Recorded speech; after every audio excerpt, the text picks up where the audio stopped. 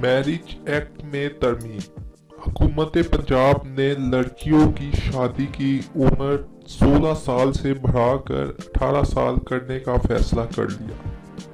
تفصیلات کے مطابق میرج ایکٹ میں ترمیم کے لیے محکمہ بلدیات نے ثمری منظوری کے لیے وزیر اعلیٰ پنجاب کو ارسال کی ہے۔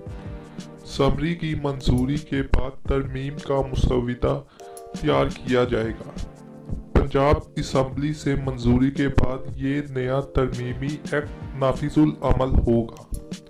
محکمہ بلدیات حکام کا کہنا ہے کہ شادی ایکٹ میں ترمیم ماں اور بچے کی صحت کے پیش نظر فیصلہ کیا گیا ہے۔